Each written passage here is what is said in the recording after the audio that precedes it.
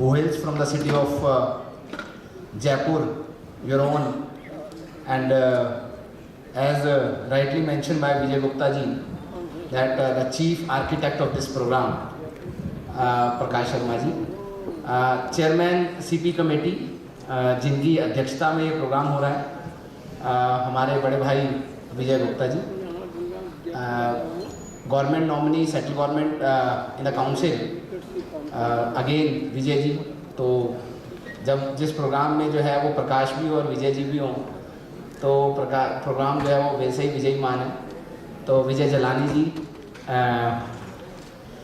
संजीव जी हमारे learned speaker, और मैं कई बार कहता हूँ कि संजीव जी, जतिन जी सब आपके यहाँ पे शहर में अवेलेबल हैं, तो जो है वो हम लोग जो लर्नर हैं उनको बुलाते हो आप, तो आप लोगों के पास तो सौभाग्य है सर। और सभी senior member of the profession, I will not take much time to name everybody, but whether it is Satish ji or anybody, all are respected, including Rajneesh ji जिन्होंने काफ़ी सारा कोऑर्डिनेशन भी किया इस प्रोग्राम के लिए मेरे साथ। फ्रेंड्स, जैसा कि मेरा एक आपसे इंटरेक्ट करने का तरीका रहता है, तो हिंदी इंग्लिश चलेगा ना? हाँ, तो उसी तरीके से बात करेंगे। फ्रेंड्स, अगर जीएसटी की बात करें तो करीबन अभी 1 जुलाई के बाद हम लोग 5 महीना 5 months we have see this GST implemented from the 1st of July। अभी मैं पीछे जब मैम बोल रहे थे तो मैं पीछे आप इसको डार्क रूम कहें या ग्रीन रूम कहें, मैं वहाँ बैठा हुआ था और कुछ प्रेजेंटेशन को लेके मैं तैयारी कर रहा था, क्योंकि थोड़ा जैसा कि प्रकाश जी ने कहा कि काफ़ी ज़्यादा ट्रैवलिंग और काफ़ी ज़्यादा अलग अलग चीज़ों में बोलना पड़ता है, कभी थोड़ी देर बाद रेलवे पे, फिर थोड़ी देर बाद बोर्ड ऑफ स्टडीज़ पे, फिर जीएसटी पे। तो आपके ही बीच में से एक दोस्त आया, कहता सर एक बार ऑनलाइन चेक कर लेते कोई नई नोटिफिकेशन ना आ गई हो जो आप जो है वो आप ना बता पाए और किसी और ने पढ़ ली और क्वेश्चन पूछ लिया तो आप फंस जाओगे। तो मैंने कहा जी कोई बात नहीं, मैं पहले ही डिस्क्लेमर दे देता हूँ कि हमारे में से कोई भी एक्सपर्ट नहीं है। किसी ने 1 बार लॉ पढ़ा है, किसी ने 2 बार, संजीव जी, जतिन जी इस बात से एग्री करेंगे। तो जिसने 2 बार पढ़ा है वो यहाँ खड़ा है, और जिन्होंने 1 बार खड़ा है कुछ छोड़ देते हैं, तो कुछ जिन्होंने 1 बार पढ़ा है उनसे हम चर्चा कर रहे हैं। तो दोस्तों, मैं जीएसटी की बहुत सारी बातें हैं, आप लोगों को जो प्रॉब्लम्स हैं, जो इंडस्ट्री को प्रॉब्लम्स हैं, गवर्नमेंट की रिस्पॉन्सिवनेस है, गवर्नमेंट ने काफ़ी सारे इनिशिएटिव्स पिछले 4-5 महीनों में इस तरीके से लिए कि जितना भी इसका टीचिंग प्रॉब्लम है उसको कम से कम कुछ कम किया जाए। तो वो सारी बातें तो आप लोगों के पास हैं ही, लेकिन मैं जो आज का हमारा सेशन है उस सेशन के अंदर जब मैं आपसे डिस्कस कर रहा हूँ तो एक रिक्वेस्ट करूँगा आप लोगों से कि हम लोग जो है वो जब भी जीएसटी की चर्चा करते हैं तो हम बात करते हैं कि कौन सी रिटर्न कब जानी है, लास्ट डेट कब आएगी, कब डेट बढ़ जाएगी, क्या होगा, सर्वर नहीं चल रहा है, सर्वर चल रहा है। ये सारी बातें हम लोगों को कंटिन्यूअसली हिट करती रहेंगी, लेकिन इन सबके बीच में जो हम चार्टर्ड अकाउंटेंट्स की यूएसपी है वो है कि हम लॉ के ऊपर जो हमारा सब्सटेंशियल प्रोविजंस हैं उनके ऊपर कहीं ना कहीं पर हम अपनी अंडरस्टैंडिंग को कितना जल्दी मजबूत करें। मैं क्या कहना चाह रहा हूं आपको, अगर दूसरे शब्दों में कहूं तो रिटर्न जाएगी या नहीं जाएगी, टाइम पे जाएगी या नहीं जाएगी, चलता रहेगा। 10 तारीख आएगी, फिर 20 भी आएगी और अगले महीने की 10 भी आएगी, लेकिन मेरा मानना यह है कि रिटर्न सही जाएगी, ये हमारा काम जो है वो बड़ा इंपॉर्टेंट है देखना। और इसलिए आज का जो सेशन है रियल एस्टेट सेक्टर पे है, हम रियल एस्टेट सेक्टर की बात करेंगे, और उस रियल एस्टेट सेक्टर की बात करते करते हम लोग जो है वो कुछ ऐसे पहलू टच करेंगे जहां पर मैं आप लोगों से एज यूजुअल हम लोग केस स्टडीज डिस्कस करेंगे, हम लोग जो है वो अटेस्ट लेंगे कि आप लोगों ने कितना पढ़ा है और कितना नहीं पढ़ा। तो उस केस स्टडी के माध्यम से मैं कोशिश करूंगा आप लोगों को एक मैसेज देने की कि आप रिटर्न की रेस चलती रहेगी, लास्ट डेट आती रहेगी, लेकिन कहीं ना कहीं पर हमें अपने आप को फॉर्म अप करना है कि ये रिटर्न नहीं जा सकती, जब तक आपकी कैलकुलेशन ठीक नहीं है। तो रिटर्न्स को या कैलकुलेशंस को ठीक बिठाना कहीं ना कहीं पर हम सब लोगों का यूएसपी है और हमें उस पर काम करना चाहिए। दोस्तों, अगर हम लोग जो है वो जीएसटी की बात करें, और आज क्योंकि टॉपिक जो है वो पहले तो जीएसटी इन जनरल डिस्कशन होता था, अब सेक्टर वाइज डिस्कशन शुरू हो गया, तो इसलिए जो है वो हमें संजीव जी को एक नया चैलेंज जो है वो आप लोगों ने आज दिया कि चलिए रियल एस्टेट की बात करते हैं, और वो भी 2 आवर्स तक बात करते हैं। तो इसलिए अपने आप में एक छोटा सा चैलेंज था, उस चैलेंज को मैंने इस 5 भागों में बांटा कि सबसे पहले मैं आप लोगों से जो बात करूंगा आज, वो बात करेंगे कि हमारी कौन कौन सी एक्टिविटी जीएसटी में रियल एस्टेट की बात करते हैं तो टैक्सेबल है। उसके बाद हम लोग थोड़ा सा आगे चलेंगे और उसके बाद हम लोग जो डिस्कस करेंगे वो बात करेंगे एग्जम्पशंस के बारे में कि रियल एस्टेट सेक्टर में कौन कौन सी हमारी एक्टिविटी जो है वो एग्जम्प्टेड है, जिनके ऊपर जीएसटी एप्लीकेबल नहीं होगा। तो अपने आप को रियल एस्टेट से फोकस रखेंगे। थोड़ा सा आगे जाएंगे तो रेट्स की बात होगी, क्योंकि पहले जीएसटी में केवल और केवल एक ही रेट था हमारे पास कि 18% जीएसटी लगेगा अगर आप रियल एस्टेट का काम करते हैं, कंस्ट्रक्शन का काम करते हैं।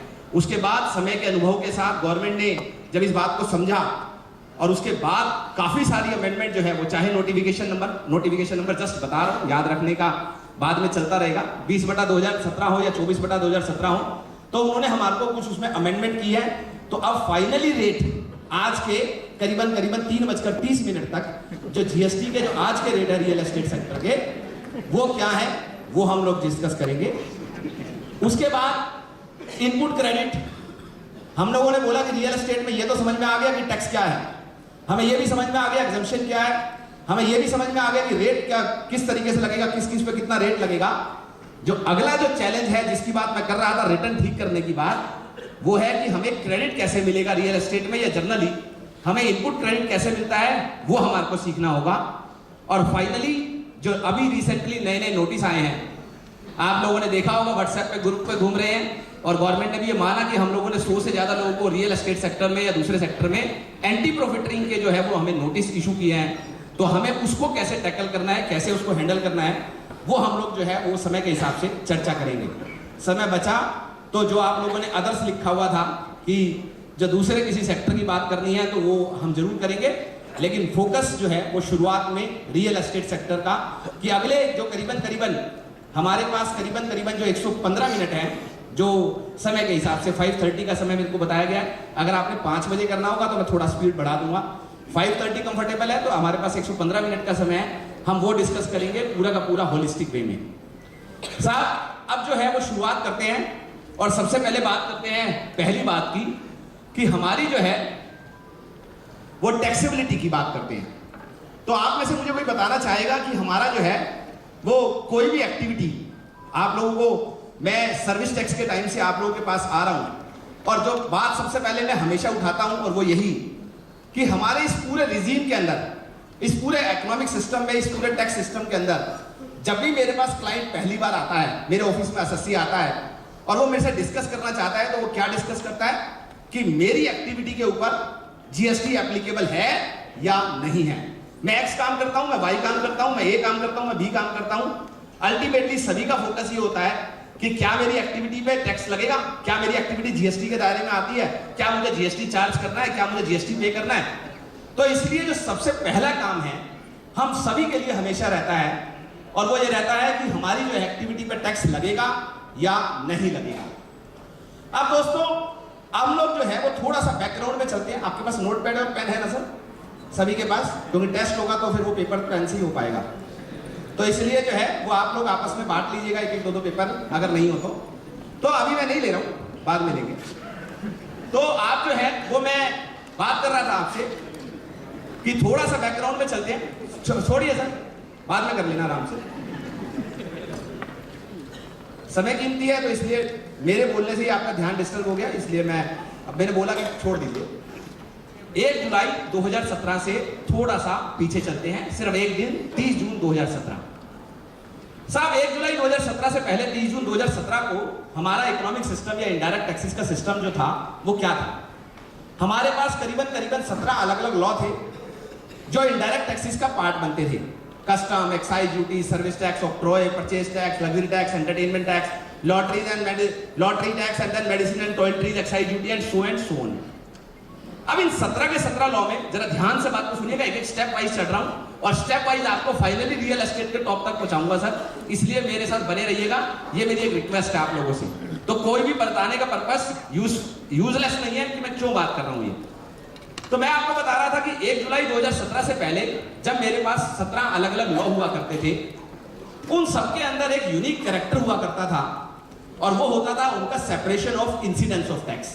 मैं क्या कहना चाहता हूं कि अगर मान लीजिए सपोज कीजिए मैं प्रोडक्शन करता हूं तो मुझे जो है वो एक्साइज ड्यूटी एप्लीकेबल थी, अगर मैं transfer of property in goods करता हूं तो मुझे वैट एप्लीकेबल था, और अगर मैं प्रोविजन ऑफ सर्विस करता हूं तो मुझे सर्विस टैक्स एप्लीकेबल होता था। और इसी वजह से क्योंकि मेरे हर एक लॉ का अपने आप में इंसिडेंस ऑफ टैक्स अलग अलग था, हम लोग जो है वो 4 तरह के बड़ी बड़ी डिफिकल्टी से गुजरते थे। एक, टैक्स पे टैक्स, जैसे एक्साइज ड्यूटी को जोड़ के वैट लगाते थे। हम बात करते थे डबल टैक्सेशन की, मतलब एक ही एक्टिविटी पे डिफरेंट इंसिडेंस ऑफ टैक्स आ जाते थे। एक्साइज वाले का भी इंसिडेंस ऑफ टैक्स हो जाता था। से बेकरी की बात करें, वहीं रेस्टोरेंट में खाना खाने जा रहे हैं तो transfer of property in goods भी है, वो प्रोविजन ऑफ सर्विस भी है, तो आप 100 रुपए का खर्चा करते हैं लेकिन शेयर टैक्स 140, 170 या 200% वैल्यू पे दिया करते थे। हम लोगों को क्रॉस क्रेडिट नहीं मिला करता था एक्साइज का वैट से और वैट का सर्विस टैक्स से। और फोर्थ था कि इंटरप्रिटेशनल इशू होने की वजह से एक ही एक्टिविटी पे वैट वाला भी टैक्स मांगता था और सर्विस टैक्स वाला भी टैक्स मांगता था। चलिए साहब, ये तो होगी हिस्ट्री। और 1 जुलाई 2017 को आप सभी लोग जानते हैं कि इन 17 में से एक लॉ, कस्टम ड्यूटी को छोड़ दें, एक स्टैट्यूट को छोड़ दें, तो अगर कस्टम ड्यूटी को छोड़ दें तो बाकी जितने भी मेरे स्टैट्यूट थे, लेवी थी, जितने भी मेरे टैक्सेस थे, इन सबको सबस्यूम करके हम लोगों ने एक नई रिजीम को जन्म दिया जिसका नाम था गुड्स एंड सर्विसेज टैक्स। और साथ में एक और चीज हुई, और वो एक चीज क्या थी साहब, कि जहां पर आज की तारीख में मैं कहूंगा कि 30 जून से पहले, 1 जुलाई से पहले, जहां हम सब लोग अलग अलग नोमेनकल्चर में अलग अलग इंसिडेंस ऑफ टैक्स में बटे हुए थे। आप मैन्युफैक्चरर थे, आप ट्रेडर, आप जॉब वर्कर, आप सर्विस प्रोवाइडर, आप वर्क्स कॉन्ट्रैक्टर, हम सबकी एक्टिविटी का भी सबसुमेशन हुआ। और जैसे 17 लॉ को मर्ज करके एक जीएसटी बना, ऐसे ही सारे इंसिडेंस ऑफ टैक्स को मर्ज करके एक सिंगल इंसिडेंस ऑफ टैक्स बना जिसका नाम हुआ सप्लाई। मतलब अगर मेरी एक्टिविटी 1 जुलाई 2017 से पहले मैन्युफैक्चरिंग, ट्रेडिंग, जॉब वर्क या सर्विस में बटी हुई थी, अब हम सबकी एक्टिविटी का एक ही नोमेनकल्चर है और वो है सप्लाई। और अगर मैं जो ये कहूं कि अगर मैं सारी यूनिवर्स की जितनी भी एक्टिविटी है, यस, कुछ एक्टिविटी ऐसे हैं जो सप्लाई की डेफिनेशन से बाहर है, ठीक है साहब, लेकिन अगर मैं ये कहूं, 1 मिनट के लिए मान भर लूं कि जितनी भी मेरी एक्टिविटी है वो सारी की सारी अगर मेरी सप्लाई बन जाए, तो जैसे मेरे पास सर्विस टैक्स के अंदर, मेरी बात को ध्यान से सुनिएगा साहब, अब मैं आपने जो है वो करंट पे आ गया हूं, जितनी भी एक्टिविटी अगर मैं उनको सप्लाई बोल दूं तो जैसे सर्विस टैक्स में एक नेगेटिव लिस्ट हुआ करती थी, पता है साहब, नेगेटिव लिस्ट हुआ करती थी, जो लोग सर्विस टैक्स में डील करते थे उनको पता है, सेक्शन 66D एक नेगेटिव लिस्ट हुआ करती थी। और उसी तरीके से एक मेगा एग्जम्पशन हुआ करती थी, नोटिफिकेशन नंबर 25/2012। और उसी तरीके से जीएसटी में अगर मेरी कोई एक्टिविटी अगर सप्लाई है और उस सप्लाई में से मैं नेगेटिव लिस्ट हटा दूं, मैं एग्जम्पशन हटा दूं, तो मेरी एक्टिविटी बन जाती है टैक्सेबल सप्लाई। मैं क्या कहना चाह रहा हूं कि मेरी एक्टिविटी पे 1 जुलाई 2017 के बाद टैक्स लगेगा या नहीं लगेगा, तो उसके अंदर मुझे क्या करना है, सबसे पहले मुझे देखना है कि क्या मेरी एक्टिविटी सप्लाई है या नहीं है। हम रियल एस्टेट की बात तो बाद में करेंगे, 2 मिनट बाद में करेंगे, पहले तो समझ लीजिए किसी भी एक्टिविटी में टैक्सेबल सप्लाई कैसे ढूंढनी है। तो अगर मेरी एक्टिविटी अगर सप्लाई है और अगर वो सप्लाई मेरी नेगेटिव लिस्ट में नहीं है, अगर वो सप्लाई मेरी मेगा एग्जम्पशन में नहीं है, मेगा एग्जम्पशन यहां पर वर्ड नहीं है लेकिन आप लोगों को आपस में हम लोग लेमैन की तरह से समझ रहे हैं, तो अगर मेरी एक्टिविटी सप्लाई है और अगर मेरी सप्लाई नेगेटिव लिस्ट में नहीं है, मेरी सप्लाई जो है वो मेगा एग्जम्पशन में नहीं है, तो वो एक्टिविटी मेरी बन जाती है टैक्सेबल सप्लाई। और उसमें से 10 एक्टिविटी ऐसी हैं जिनके अंदर मैं आपसे टैक्स चार्ज करता हूं और आप उसको रिवर्स चार्ज मैकेनिज्म में टैक्स पे करते हैं। और बाकी सब एक्टिविटीज, कुछ गुड्स भी है ऐसी, नोटिफिकेशन नंबर 4/2017, उनको छोड़ रहे हैं। तो अगर मैं बात करूं कि 10 ऐसी एक्टिविटी है, सर्विस की स्पेसिफिकली बात करें, तो जिनमें मैं टैक्स चार्ज करता हूं, आप रिवर्स चार्ज में जमा कराते हैं, और बाकी सब में मैं चार्ज करता हूं, आपसे कलेक्ट करता हूं और गवर्नमेंट को जमा कराता हूं। कहने का मतलब, अगर मुझे यह समझना है कि चाहे वो रियल एस्टेट सेक्टर हो या वो मेरी कोई भी एक्टिविटी है, उस पर जीएसटी लगेगा या नहीं लगेगा, मुझे देखना पड़ेगा कि ये एक्टिविटी टैक्सेबल सप्लाई है या नहीं है। अब ये टैक्सेबल सप्लाई होती क्या है? तो हमारे जो है वो, जैसे मान लिया जतिन जी बैठे हैं, तो जतिन जी ने जो है वो कई बार पढ़ लिया लॉ, तो हम लोगों ने पूछा कि जतिन जी आप में से कोई भी बताना चाहे कि what is the definition of a taxable supply. आपने पूरा एक्ट पढ़ा, पूरा एक्ट को बार बार पढ़िए, लेकिन क्या होगा कि टैक्सेबल सप्लाई की डेफिनेशन जो है वो आपको एक्ट में नहीं मिल पाएगी, क्योंकि डिफाइन ही नहीं है। तो हमें क्या करना पड़ेगा कि टैक्सेबल सप्लाई को अराइव करना पड़ेगा कि अगर मैं ये देखना चाहता हूं कि मेरी एक्टिविटी पे टैक्स लगेगा या नहीं लगेगा, तो मुझे कहां जाना है? मुझे जाना है कि मेरे को उस कंक्लूजन पे पहुंचना है कि क्या मेरी एक्टिविटी टैक्सेबल सप्लाई की डेफिनेशन में आएगी, क्या टैक्सेबल सप्लाई के परव्यू में आएगी या नहीं आएगी। तो टैक्सेबल सप्लाई में पहुंचने का जो मेथोडोलॉजी है, मेरी बात को सुनिएगा सर ध्यान से, बने रहिएगा साथ में। आप लोग जो फोन बीच बीच में कोई उठा रहे हैं, कोई आ रहा है, कोई वाइब्रेशन चल रही है, तो थोड़ी देर के लिए आपको और मुझे सबको जो है वो फोन से अलग होना पड़ेगा सर। तो मैं आपको बता रहा था कि टैक्सेबल सप्लाई, जो टैक्सेबल सप्लाई का मतलब क्या है कि टैक्सेबल सप्लाई पे अराइव कैसे करना है, इसके लिए एक मैथमेटिक्स का फार्मूला हम लोगों ने कॉइन किया और वो मैं आपको लिखवाने जा रहा हूं, वो आपको लिखना है। और वो टैक्सेबल सप्लाई का फार्मूला जो है कि किसी भी एक्टिविटी पे देखना है कि टैक्स लगेगा या नहीं लगेगा, तो एक मैथमेटिक्स की इक्वेशन है जो आपको जो है वो जीएसटी समझाएगी, और वो इक्वेशन जो है वो मैंने आपके सामने लिखी है, और वो है section 7 plus schedule 1 minus schedule 3 minus section 11।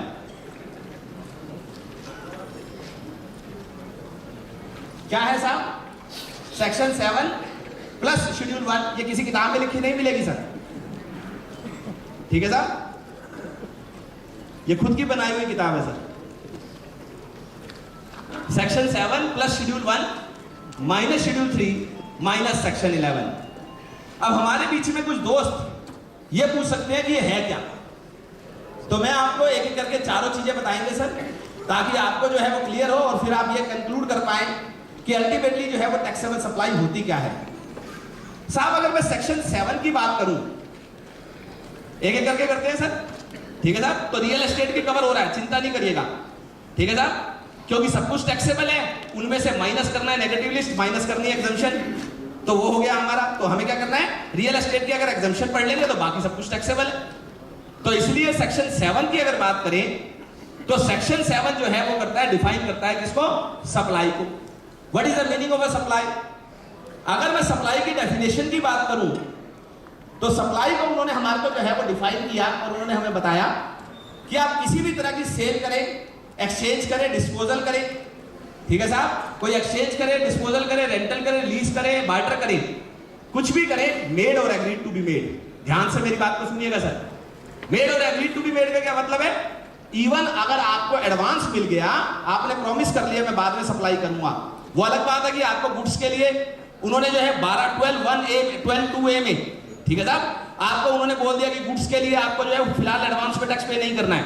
लेकिन क्या मेरे को लिखा कि उन्होंने लिखा अगर आप कोई सेल करते हैं, आप कोई बार्टर करते हैं, एक्सचेंज करते हैं, made or agreed to be made for a consideration, for a consideration in the course or furtherance of business. तो अगर आप कोई सेल कर रहे हैं, अगर आप कोई सेल कर रहे हैं और उस सेल के अंदर जो है इवन आपने एडवांस भी ले लिया, फिलहाल एडवांस थोड़े दिन के लिए पोस्टपोन है, तो इसलिए आप नोट करते रहिएगा साथ साथ, मतलब इसको दिमाग में नोट करते रहिएगा कि आपने अगर इवन एडवांस भी ले लिया फॉर अ कंसीडरेशन, ठीक है साहब, made or agreed to be made for a consideration in the course or furtherance of business. तो अगर आप कोई भी एक्टिविटीज यूनिवर्स के नीचे कर रहे हैं जिसमें सेल है, बार्टर एक्सचेंज है, जिसमें कंसीडरेशन है, जिसमें आपके बिजनेस के दौरान में है, तो वो एक्टिविटी आपकी सप्लाई की डेफिनेशन में है। लेकिन मैंने उसके बाद आप लोगों को लिखा प्लस शेड्यूल 1, तो ध्यान से मेरी बात को सुनिएगा। मैंने लिखा प्लस शेड्यूल 1, और शेड्यूल 1 क्या कहता है? शेड्यूल 1 ये कहता है कि मैं आपको 4 ऐसी एक्टिविटी दे रहा हूं जिनमें इवन अगर कंसीडरेशन नहीं भी हुआ तो भी वो सप्लाई की डेफिनेशन में आएगी, सप्लाई की डेफिनेशन को स्ट्रेच कर देगी। सुन रहे हैं मेरी बात ध्यान से सर? आप लोगों को सप्लाई जहां पर कंसीडरेशन है, जहां पर आप कोई सेल परचेज कर रहे हैं, जहां पर आप एक्सचेंज कर रहे हैं, बार्टर कर रहे हैं, जहां कंसीडरेशन है, वहां तो वो अपने आप में सप्लाई है ही है। लेकिन जहां पर आपका कंसीडरेशन नहीं भी है, और वो इन चार में से कोई एक एक्टिविटी है तो वो भी सप्लाई की डेफिनेशन में आएगी। ये उन्होंने हमारे को लिखा प्लस शेड्यूल 1 में। तो मैंने इसे लिखा कि सेक्शन 7 प्लस शेड्यूल 1। अब शेड्यूल 1 क्या है, वो चार एक्टिविटी कौन सी है वो आप जरा एक बार के लिए देखिए, क्योंकि हमारे लिए बड़ा इंपॉर्टेंट है। हम रूटीन में बहुत सारी ऐसी एक्टिविटी कर रहे होते हैं। जो पहली एक्टिविटी है शेड्यूल 1 में वो है परमानेंट ट्रांसफर और disposal of a business asset. Permanent transfer और disposal of a business asset where input tax credit has been availed. क्या हुआ कि सतीश जी ने एक लैपटॉप खरीदा था, 2 साल पहले जीएसटी लग चुका था, 2 साल पहले इन्होंने लैपटॉप खरीदा, जीएसटी का क्रेडिट ले लिया। अब ये लैपटॉप से दुखी हो चुके थे। इन्होंने भाभी जी को बोला कि जाके इस लैपटॉप को डस्टबिन में डाला, ये बहुत परेशान कर रहा है। डस्टबिन में भाभी जी डालने लगे। जीएसटी वाले भाई साहब खड़े थे, कह रहे क्या कर रहे हो भाई साहब, ये भाई साहब बेकार लैपटॉप है। कह रहे वो क्रेडिट लिया था इसका, कहने लगा हाँ। तो कहते हैं आपने 2 साल का क्रेडिट रिटेन करोगे, और क्योंकि अब आप इसको डिस्पोजल कर रहे हो तो 3 साल का 5 साल के हिसाब से लाइफ मानी गई। जीएसटी में किसी भी एसेट की लाइफ जो है वो कितनी मानी गई, 5 साल। तो 5% पर क्वार्टर, 20% 1 साल की, तो 2% 2 साल की 40%। तो अगर 20,000 का क्रेडिट ले लिया था उस लैपटॉप के खरीदने पे, तो 40% के हिसाब से, समझ गए, 40% के हिसाब से आप 8,000 रुपए रख लीजिए, 12,000 रुपए दीजिए, तब इसको डस्टबिन में फेंकिएगा। मैं आपका एम्प्लॉई हूं, आपने मेरी सर्विस से खुश होकर 2 साल बाद बोला अतुल आज से ये लैपटॉप आपका हुआ। क्या मतलब, परमानेंट ट्रांसफर और disposal of a business asset where input tax credit has been availed. आपने तो मुझसे कोई चार्ज नहीं किया, क्योंकि मैं तो आपका लॉयल एम्प्लॉय हूं, आपका मैं एक परफॉर्मिंग एम्प्लॉय हूं। तो आपने मुझे बोला आज से लैपटॉप आपका हुआ। बोले भाई साहब गलत हो गया, परमानेंट ट्रांसफर डिस्पोजल हो रहा है विदाउट एनी कंसीडरेशन। तो क्या होगा, मैं वैल्यूएशन रूल में जाऊंगा, इसकी वैल्यू निकालूंगा, उसके ऊपर कम से कम अतुल से जीएसटी चार्ज ना भी करो तो भी गवर्नमेंट को उतना जीएसटी उसकी वैल्यू पे देना पड़ेगा, तब जो है वो आपकी कंप्लीट होगी ट्रांजैक्शन। तो पहली ऐसी क्लॉज, पहली क्लॉज क्या कहती है, permanent transfer of business asset where input tax credit has been availed. जो दूसरी क्लॉज है इसके अंदर जो हमारी सप्लाई में जुड़ेगी, तो आप लोगों ने क्या है, रियल एस्टेट की बात करें तो रियल एस्टेट में क्या हुआ, आपने मुझे लैपटॉप नहीं, मुझे आपने क्या करा, फ्लैट दे दिया। तो आप जोड़ते रहिएगा इसी तरीके से। जो दूसरी एक्टिविटी है इसके अंदर वो है हमारा सप्लाई ऑफ गुड्स और services to a related person. Supply of goods और सर्विसेज, ये भाई साहब जो भी कर रहे हैं मेरे, मैं प्रेजेंटेशन पे रखिए आप प्लीज।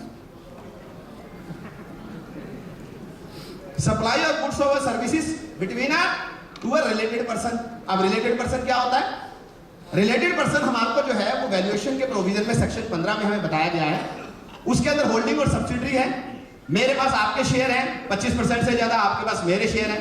हम दोनों मिलकर जतिन जी की कंपनी को कंट्रोल करते हैं। नहीं, गलत कह दिया, जतिन जी हम दोनों की कंपनी को मिलकर कंट्रोल करते हैं, ठीक है साहब। और उसके अलावा फैमिली मेंबर्स की बात करें तो ये सब जो है वो उन्होंने हमें बताया है कि ये सब रिलेटेड पर्सन की डेफिनेशन में आते हैं। अब जो है वो हमारे जो है वो जतिन जी जो है वो कहने लगे भाभी जी से कि आपकी इनकम टैक्स की रिटर्न तो मैं ही भरता हूं, तो चार्जेस क्या लूंगा इसके अंदर, कोई बात ही नहीं, कमाल की बात हो गई। तो उन्होंने क्या बोला, सप्लाई ऑफ गुड्स और सर्विसेज और both between the related person even without consideration. तो अगर वो हमारे रिलेटेड पर्सन है, सर्टेनली है, और उसके अंदर अगर कंसीडरेशन नहीं भी है तो उसकी कंसीडरेशन वैल्यू निकाली जाएगी वैल्यूएशन रूल में जाके, और उसके बाद उसके ऊपर जतिन जी को जीएसटी गवर्नमेंट को पे करना पड़ेगा। तो इसलिए जो हमारी सेकंड क्लॉज है उसके अंदर उन्होंने पहला वर्ड है, पहली जो वो है सप्लाई ऑफ सर्विसेज और goods between a related person, फिर एक कॉमा लगाया हुआ है डिस्टिंक्ट पर्सन। और डिस्टिंक्ट पर्सन क्या होता है, आप सभी लोगों को पता है कि अगर एक ही पैन नंबर में अतुल गुप्ता का एक ऑफिस दिल्ली में और एक जयपुर में है, और अगर कोई सप्लाई दिल्ली से जयपुर में करे तो उसके ऊपर जीएसटी लगता है, ये हम लोगों ने सीख लिया। लेकिन वर्किंग कैपिटल का ब्लॉकेज आता है, तो मैंने कहा इसलिए काम करता हूं मैं कुछ कंसीडरेशन चार्ज ही नहीं करता, तो ना कंसीडरेशन होगा। तो आपने बोला अगर 1 लाख का सामान सप्लाई किया 18,000 लगेगा, तो मैंने बोला 0 पे 18,000 लगाओ, कितना आता है, तो 0 आएगा। उन्होंने बोला सॉरी, अगर आप कोई सप्लाई करते हैं डिस्टिंक्ट पर्सन को इवन विदाउट कंसीडरेशन, तो उसकी वैल्यू निकाल के जो भी हमारे वैल्यूएशन रूल कहते हैं उसके हिसाब से उसके ऊपर आपको जीएसटी गवर्नमेंट को पे करना पड़ेगा। जो तीसरी मेरी क्लॉज है इसके अंदर, और वो है हमारी supply between the principal and agent and vice versa. अगर एक प्रिंसिपल और एजेंट के बीच में ट्रांजैक्शन हो रही है, या एजेंट और प्रिंसिपल के बीच में ट्रांजैक्शन है जिसमें कोई कंसीडरेशन एक्सचेंज नहीं कर रहे जानबूझ के, वो कहता सॉरी ये हमारे शेड्यूल 1 में आएगी, इसकी वैल्यू निकाल के उसके ऊपर आपको जीएसटी गवर्नमेंट को देना पड़ेगा। और लास्ट है कि अगर मेरा कोई फॉरेन इस्टेब्लिशमेंट है, जतिन जी का एक ऑफिस दिल्ली में, इस बार जो है वो और किसी भाई साहब का एग्जांपल दे देते हैं, कहेंगे सारा कुछ मेरे ऊपर ही ठोक रहे हो, तो जो है वो 1 मिनट के लिए, तो अगर मान लीजिए सतीश जी का जो है वो एक ऑफिस दिल्ली में है और एक ऑफिस दुबई में है, और अगर दुबई ऑफिस सतीश जी के दिल्ली ऑफिस को, जयपुर ऑफिस को सर्विस दे रहा है और उसमें कंसीडरेशन चार्ज नहीं कर रहा, तो उन्होंने बोला सॉरी बॉस, आपको इसकी वैल्यू निकाल के उसके ऊपर जीएसटी इंपोर्ट ऑफ सर्विस की तरह से आपको पे करना पड़ेगा। तो दोस्तों एक बार रिकैप्चर करते हैं हम डिस्कस क्या कर रहे थे, क्योंकि होता क्या है बीच बीच में फोन आ जाता है, बीच बीच में एसएमएस आ जाता है, तो ध्यान भटक जाता है।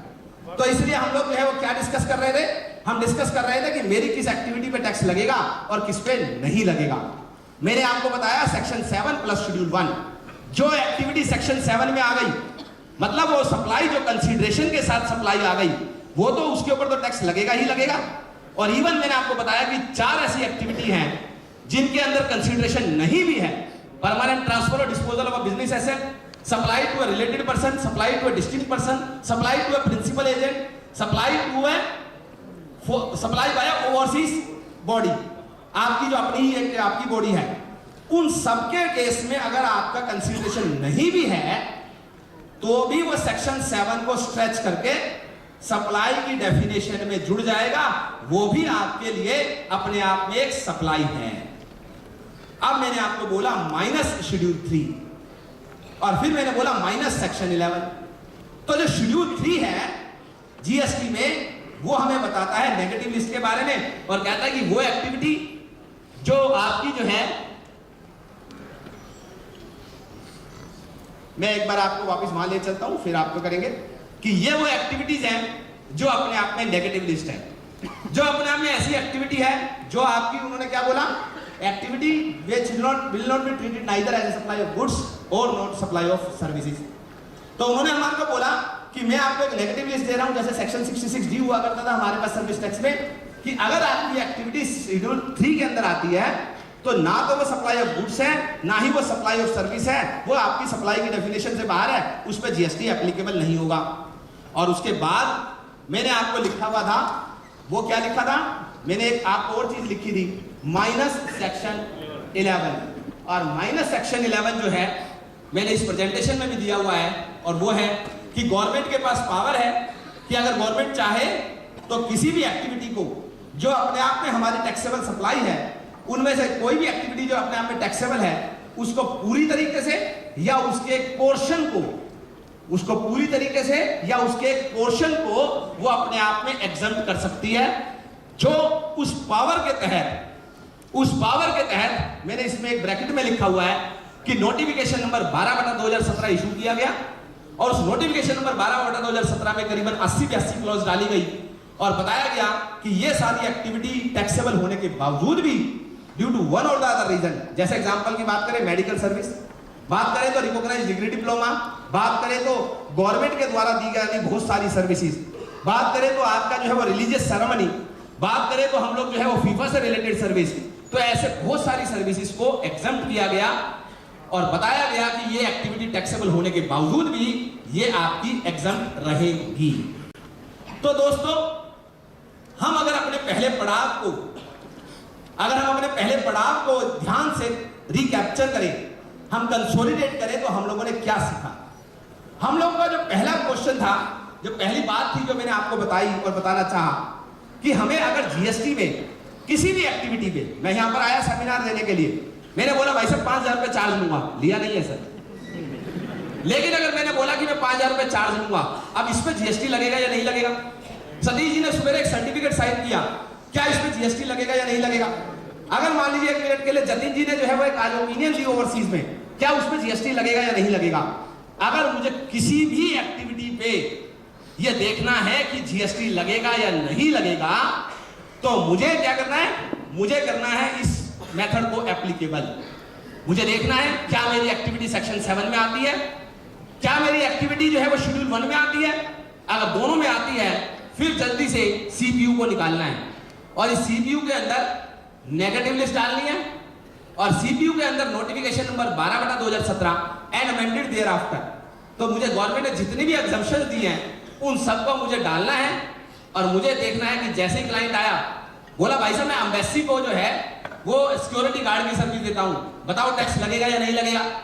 मैं एससीजेड को सर्विस देता हूं, बताओ टैक्स लगेगा या नहीं लगेगा। मैं जो है वो किसी चार्टर्ड अकाउंटेंट के रूप में मैं यूएनओ को कोई सर्टिफिकेट दे रहा हूं, बताओ टैक्स लगेगा या नहीं लगेगा।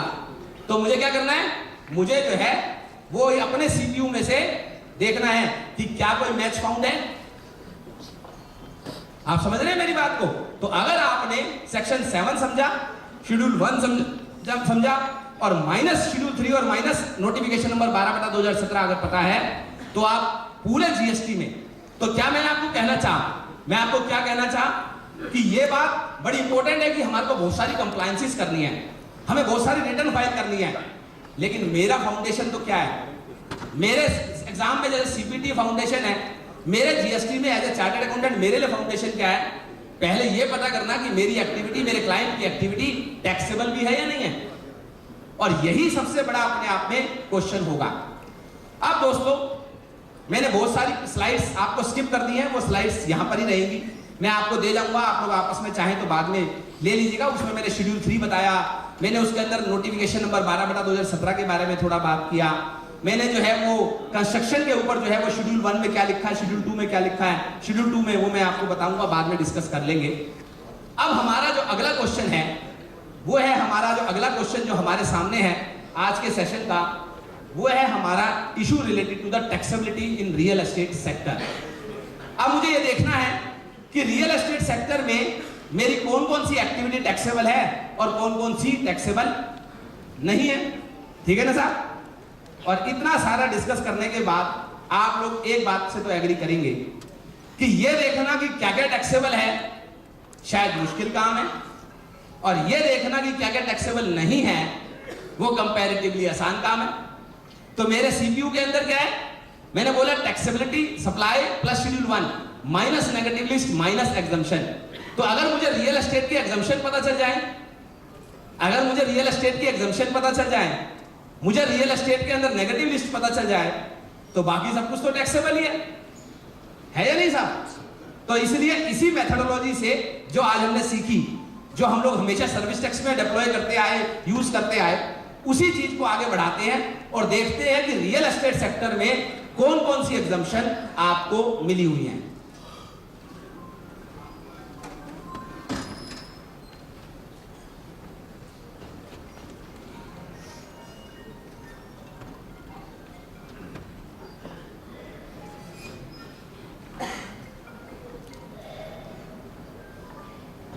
ये है सर आपके पास पहली एग्जम्पशन, आप चाहें तो इसको पढ़िए, क्योंकि हम लोग एग्जम्पशंस की बात कर रहे हैं, पूरा का पूरा रियल एस्टेट की टैक्सेबिलिटी की बात कर रहे हैं 3:30 तक के लिए। तो जो है वो 3:30 समझ गए होंगे ना, जब हमने सेशन शुरू किया, उसके बाद की एग्जम्पशन जो है वो वैलिड नहीं है डिस्कशन के लिए। तो जो है वो हम लोग जो है बात अगर करें तो हमारे पास कुछ एग्जम्पशंस हैं जो मैंने आपके सामने लिखी है, करीबन 5-6 एग्जम्पशंस हैं, आप देखिएगा ध्यान से इनको समझिएगा। हर वर्ड की वैल्यू है, हर कोमा और हर फुल स्टॉप की वैल्यू है, जहां पर मैं आपको सावधान भी करता रहूंगा, बीच बीच में आपको मैं बताता भी रहूंगा कि क्या इशू है। तो रेट भी बात करेंगे, जैसे अगला पड़ाव रेट पे है, पहले एग्जम्पशंस की बात कर रहे हैं। तो पहली एग्जम्पशन जो है वो क्लॉज 3 है, और क्लॉज 3 हमारे को कहती है प्योर सर्विस। क्या कहती है? Pure service excluding works contract service or other composite supply involving supply of any goods। तो क्या कहता है कि सबसे पहले तो मैं आपको ये बता दूं कि आप जो है वो कंपोजिट सप्लाई के रूप में, जैसे मान लीजिए एग्जांपल हुआ, तो आप लोगों को पता है कि वर्क्स कॉन्ट्रैक्ट क्या होता है? वर्क्स कॉन्ट्रैक्ट पता है सभी को? Material with labour. तो मैंने अगर किसी को जनरेटर दिया और साथ में मैंने इरेक्शन करी, तो वर्क्स कॉन्ट्रैक्ट है या नहीं है? है जी? सभी का आंसर गलत है।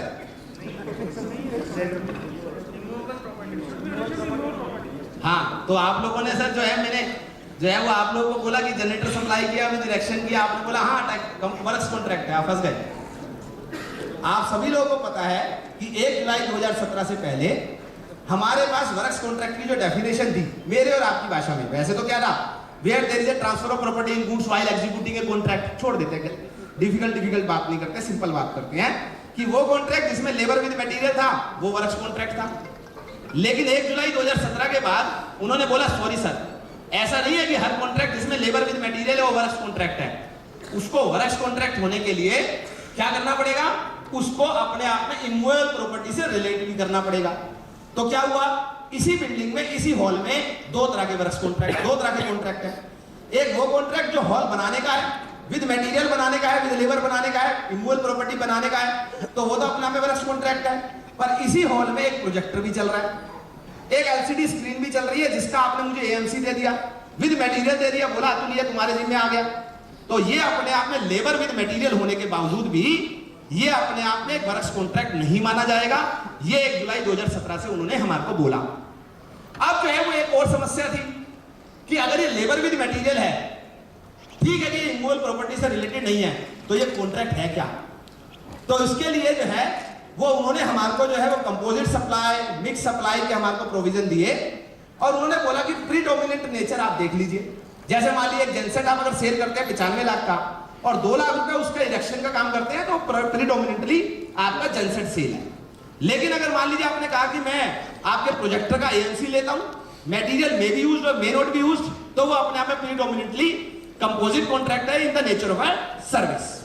तो इसलिए उन्होंने क्या लिखा कि प्योर सर्विस, ध्यान से समझिए, क्योंकि देखिए मैंने क्या कहा, कोमा और फुल स्टॉप का मीनिंग है। तो अभी क्या है कि मेरे को जयपुर से एक फोन आया एक सीनियर भाई साहब का, उन्होंने इसी के ऊपर मेरे से जो है वो 1 घंटा चर्चा करी, क्योंकि उनके पास एक क्वेश्चन था कि क्या आर्किटेक्ट की सर्विस इस डेफिनेशन में आती है।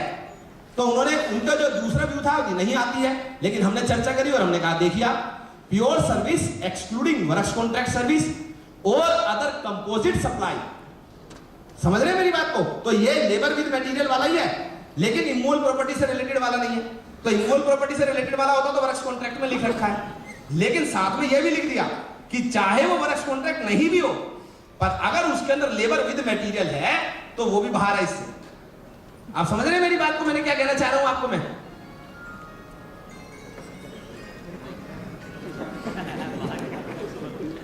भाई साहब चपकी वपकी ले रहे 2-4 भाई साहब को, ये तो पहली बार हो रहा है भाई साहब जीएसटी में।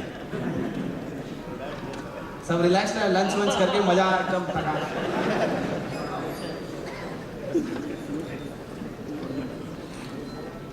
आप देखिए भाई साहब, जो आपकी बात भाई साहब ने जबकि ली, मैं नीचे उतर के उसके पास जाऊंगा। आप लोग सावधान रहिएगा, मेरे को मत कहिएगा सर ये क्या हुआ, ठीक है सर। नहीं वीडियो नहीं सर, ये लगाऊंगा उसके। मेरी वाइफ कहती थी मैं कराटे नहीं लेती, मैंने एक दिन उसका जो है वो रिकॉर्ड कर लिया। मैंने कहा आप बोलो, तो साहब ऐसा देखो मैं जाऊंगा माइक लेके, आप समझ लेना, आप जिसने भी अगर जो है वो झपकी ली। तो साहब क्या कह रहा था मैं आपसे क्या कह रहा था, प्योर सर्विस, ध्यान से सुनिए, प्योर सर्विस क्या कहता है, excluding works contract and composite. तो उसमें वो कहता है कि आपके पास वो वर्क विद मटेरियल अगर काम है तो चाहे वो वर्क्स कॉन्ट्रैक्ट की तरह से हो, चाहे वो वर्क्स कॉन्ट्रैक्ट की तरह से ना भी हो। क्योंकि मेरी प्रॉब्लम है, अगर आप मुझे जेनसेट सप्लाई करने के लिए बोलते हैं, इरेक्शन का काम बोलते हैं, तो वो अपने में लेबर विद मटेरियल तो है ही, लेकिन वो क्योंकि प्योरली मटेरियल की डेफिनेशन में चला जाता है, कंपोजिट में चला जाता है, मैं उसको भी बाहर कर रहा हूं। तो अगर मान लीजिए अतुल गुप्ता एक आर्किटेक्ट है और उसने अगर ये सर्विस दी, से आपने मुझे बोला लेबर रेट पे बना दीजिए, ठीक है साहब, तो आपने मुझे रियल एस्टेट की बात हो रही है, कंस्ट्रक्शन की बात हो रही है, आपने मुझे बोला अतुल भैया आ जाओ और आपको हम 50 रुपए पर स्क्वायर फीट के हिसाब से लेबर रेट पे आप हमसे कंस्ट्रक्शन करवाना चाहते हैं, कोई काम करवाना चाहते हैं, तो क्या लिखता है, pure service provided to the central government, state government, union territory और लोकल अथॉरिटी और governmental authority by way of any activity in relation to any function entrusted to the panchayat under article 243G of the constitution of ये आगे जरा शायद cut गया है और इसके बाद ही जो है वो हमारा है 243W। तो क्या कहना चाहता है कि अगर मान लीजिए आप कोई ऐसी एक्टिविटी कर रहे हैं जो कि सेंट्रल गवर्नमेंट को, स्टेट गवर्नमेंट को आप सर्विस दे रहे हैं, जो प्रैक्टिकली अगर बात करें तो सेंट्रल और स्टेट गवर्नमेंट कब कर रही है 243W और 243G के लिए। तो हमारे कॉन्स्टिट्यूशन में जैसे एग्जांपल की बात करें, रोड बनाना, ठीक है साहब, आप सफाई रखना, ठीक है साहब, अपने स्कूल बनाना, ये वो सारी एक्टिविटी है जो अपने आप में कहीं ना कहीं पर हमारे को लिखी गई है 243G में और 243W में। तो अगर मान लीजिए आप रियल एस्टेट की बात नहीं हो रही है, किसी की भी बात कर रहे हैं, लेकिन रियल एस्टेट को इंक्लूड करते हैं क्योंकि रियल एस्टेट भी इसमें जुड़ती है, तो अपने आप में कोई भी अगर हम ऐसी कोई सर्विस दे रहे हैं जो आप सेंट्रल गवर्नमेंट या स्टेट गवर्नमेंट को दे रहे हैं और वो अल्टीमेटली उसका पर्पस यूज जो है वो 243W या 243G में है, तो वो एक्टिविटी अपने आप में रियल एस्टेट सेक्टर में आपकी एग्जम्प्ट है।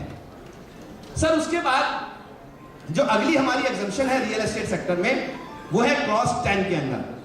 तो आपको मैं नोटिफिकेशन नंबर 12/2017 आपको एक एक करके समझा रहा हूं, आप नोट करते रहिए, चाहे तो बस क्लॉज नंबर नोट कर लीजिए, बाद में काम आ जाएगी।